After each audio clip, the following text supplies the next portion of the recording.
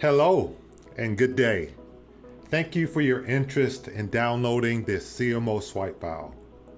Today, I'm excited to introduce to you the value-based marketing proposal template that I use to manage scope creep and maximize billable revenue. This proposal template is perfect for the agency that is already generating 6 or 7 figures in annual revenue. But this proposal template is also great for startup companies and agencies looking to improve their processes, create a methodology, and increase their billable revenue. This value-based marketing proposal template is about 8 pages, but the first page is an introduction letter that's written from you to the prospective client. Now, this introductory letter is written with strategy and with intent. It's strategically written to generate interest and enthusiasm in the prospective client. It also creates desire by summarizing the previous discovery meeting and pointing out the fact that you have a clear line of sight on how to increase their most important marketing objective. It summarizes how you will track performance and how you will report the KPIs on a scoreboard, and it also summarizes the measures of success and expression of value that the client will receive at the conclusion of this engagement.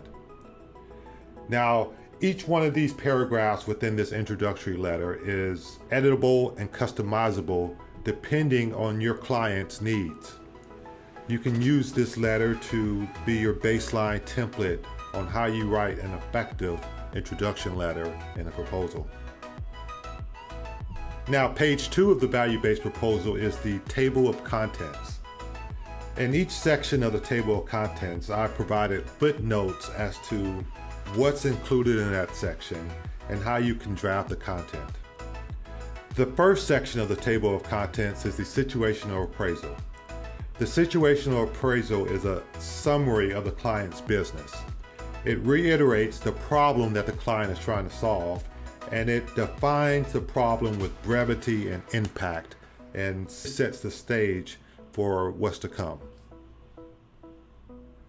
Section 2 is the marketing objective. Now, the marketing objective is the single most important marketing objective that the client needs to solve or accomplish by partnering with your agency. You gain clarity of what that most important marketing objective is during your discovery meetings with the client. You have to ask the tough questions. You have to have a great relationship with the client. You have to build rapport. And one of the best ways of doing that is ensuring the client that you share their values and you understand their vision and you want it just as bad as they do. So by coming up with a clear marketing objective, that allows you to create the measures of success on how to track the performance of the activities and the progress toward that objective. The KPIs provide a predictive measure and a direction towards how you will proceed each month during the partnership of this proposal. The expression of value is painting a picture to the client of the improvements, the enhancements, the results that they're going to have based on this engagement with your agency. Now, I would say that the most important section of this proposal is section 2, 3, and 4, because this information is derived from the discovery meetings that you are having with the client prior to you even presenting this proposal. In those meetings, essentially your objective is to gain a conceptual agreement with the prospect about what the primary most important objective is, what will be the measures of success, and how much value this will produce for their business. Now, this is the background work, the homework that you'll be doing during the discovery process. But essentially what makes the magic happen, or the secret sauce, is in these 3 sections, all you're doing is reiterating what you learned in those discovery meetings. And what that's going to do ultimately is It's going to allow you to never have to deal with scope creep again. It's going to give you the ability to always point to what the objective is you're working on. You're going to be focused on those measures of success, and the client is going to be seeing value, so that when presented an opportunity per se to have scope creep, then all you have to do is politely have the conversation with the client that you are focused on this primary objective, but if you need help in this other area, then you're happy to provide them with a proposal on how you can assist them. So get section 2, get section 3, get section 4 correct during a discovery call, and this will lead into section 5, which is essentially your methodology and the options on how you will accomplish their marketing objective.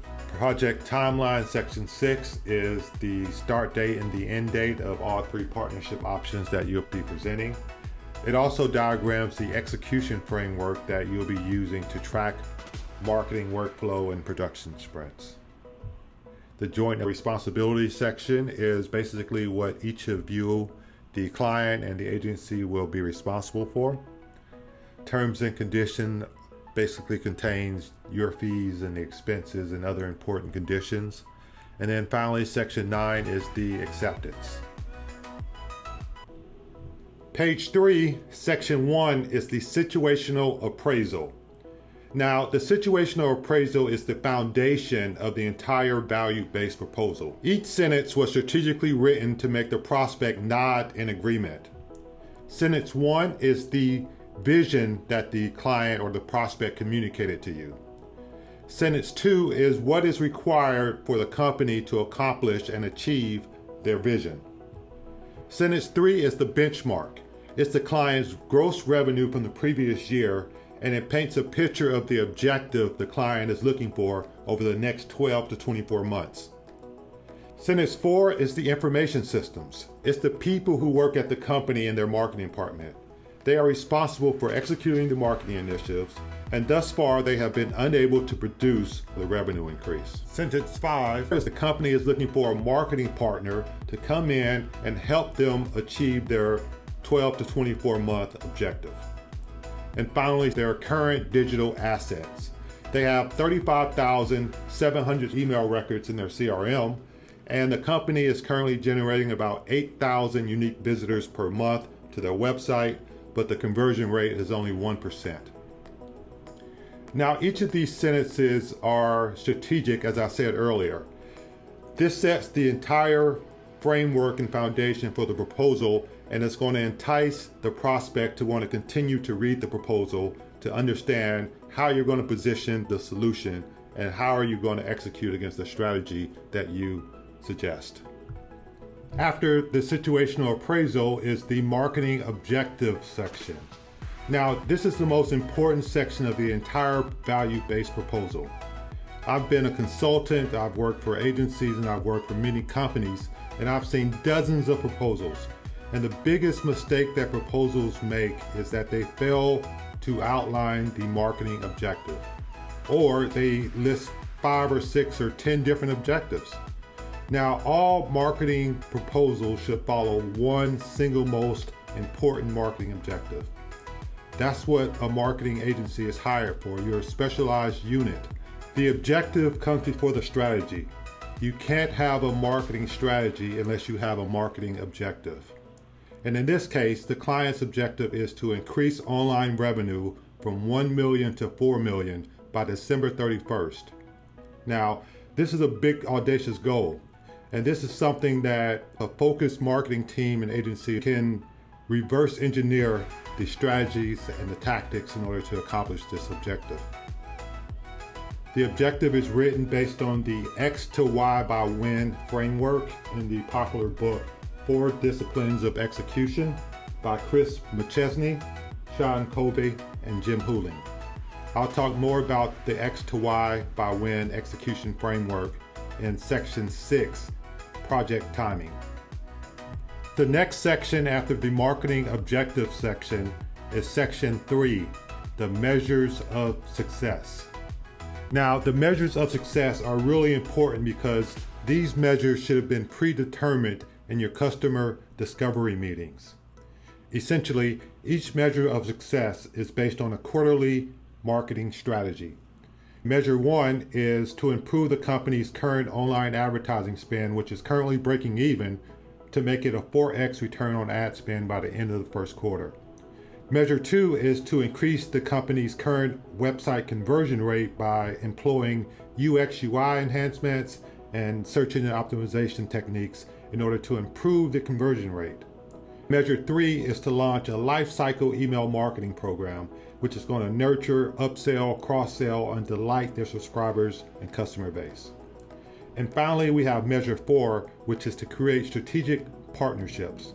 We're going to create referral programs, an affiliate program, and offer promotional giveaways to ignite organic word-of-mouth reach and create additional revenue opportunities. After Section 3, the measures of success, we have Section 4, which is the expression of value.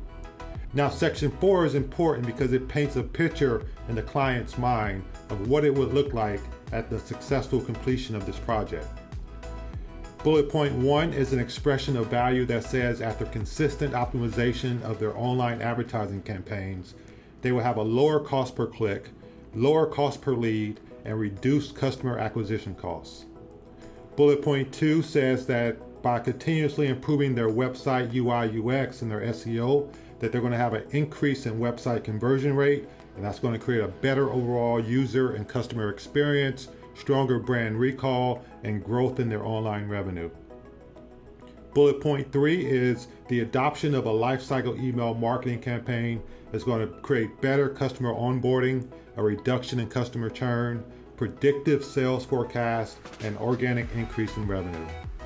And finally, bullet point 4 says the expression of value from creating strategic partnerships is going to create an additional $1 million in assets and a growth in customer base. As I said earlier, Section 2, the marketing objective, Section 3, the measures of success, and Section 4, the expression of value.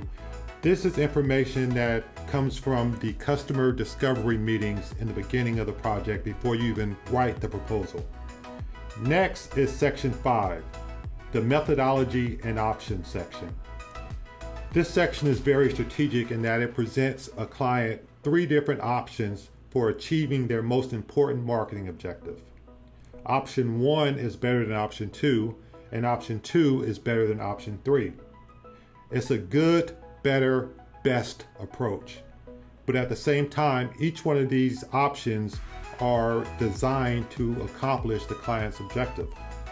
Option 1 is the all-in option.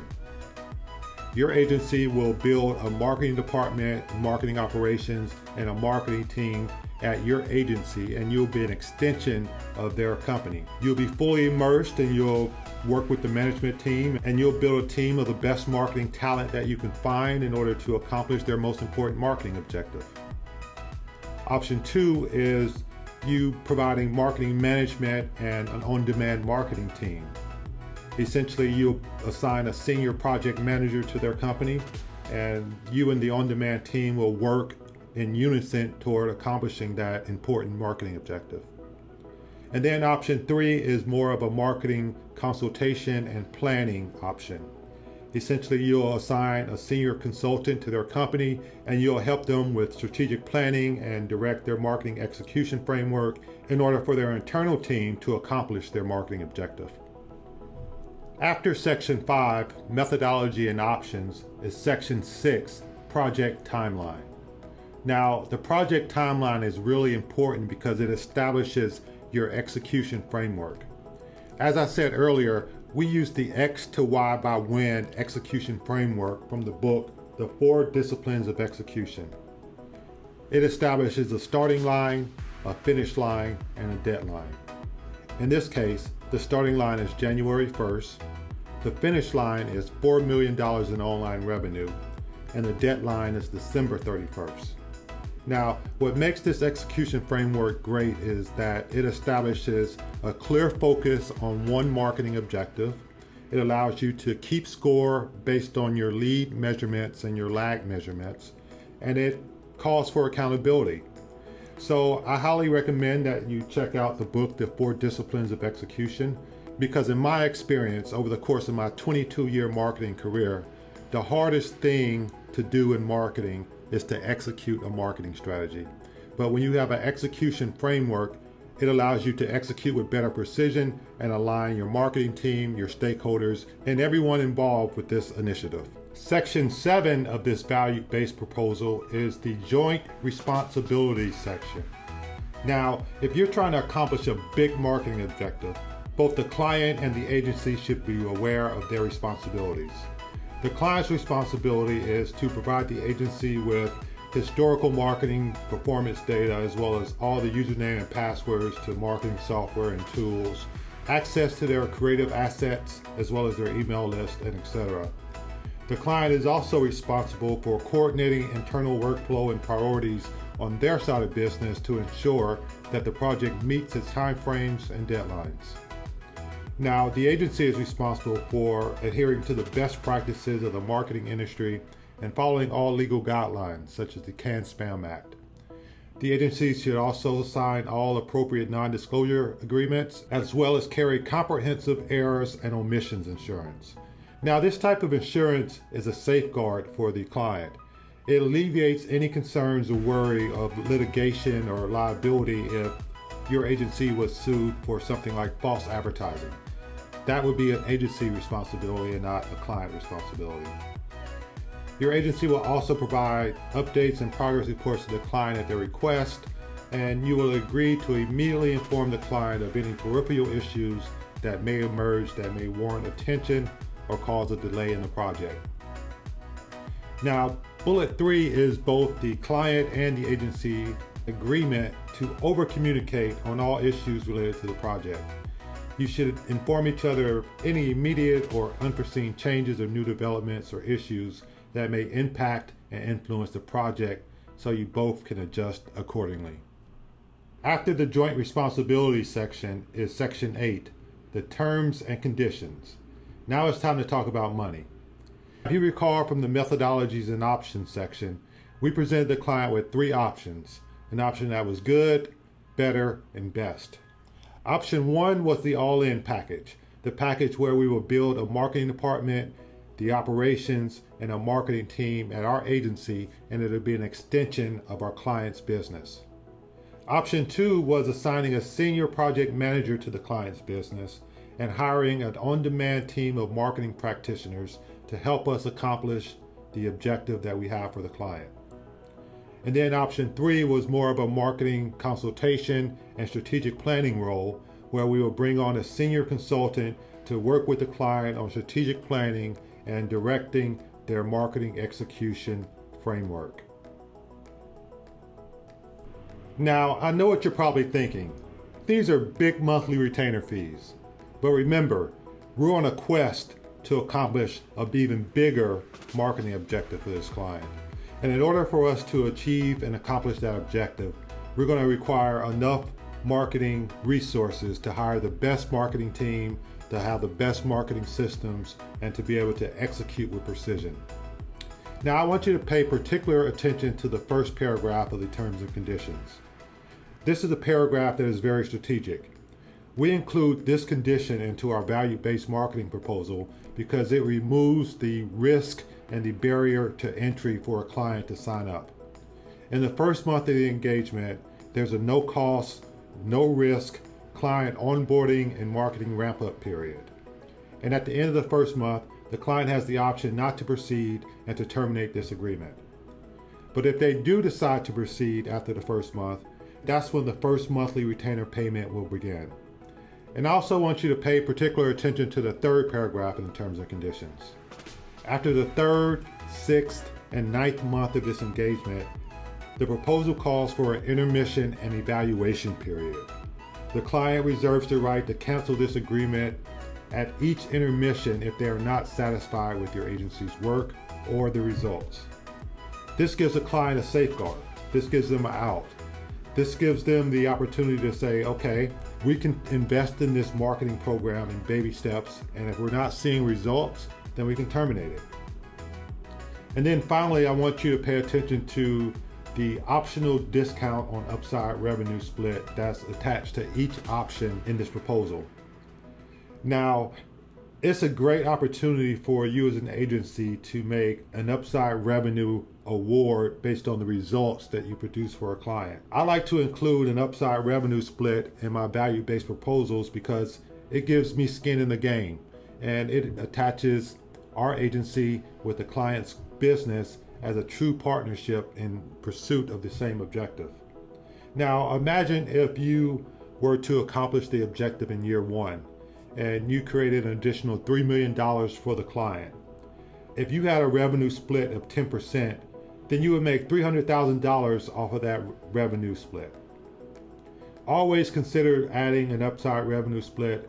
It's friendly for both the client and the agency, and it's just a win-win.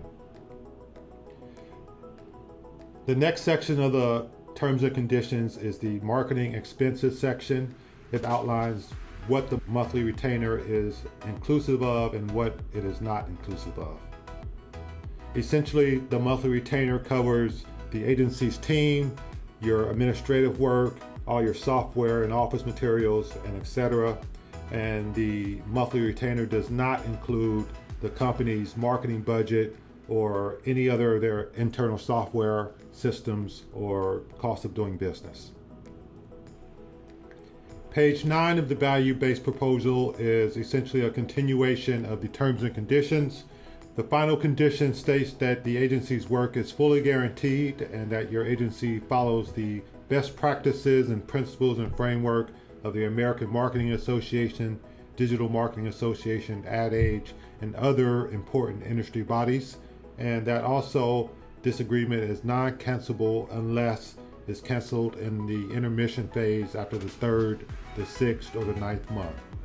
Then we have the proposal acceptance. I always like to sign the proposal beforehand. That just shows the client that I'm already all in and I'm ready to go, and that just encourages them to want to sign the contract as well. And there you have it, the value-based proposal template that I've used since 2006 on several dozen clients, that has a win rate of over 90%, and that's earned tens of thousands and hundreds of thousands of dollars of revenue for myself and the agencies that I work for. I encourage you to download this value-based proposal template and study it and make it your own and adopt it into your current marketing agency or advertising agency.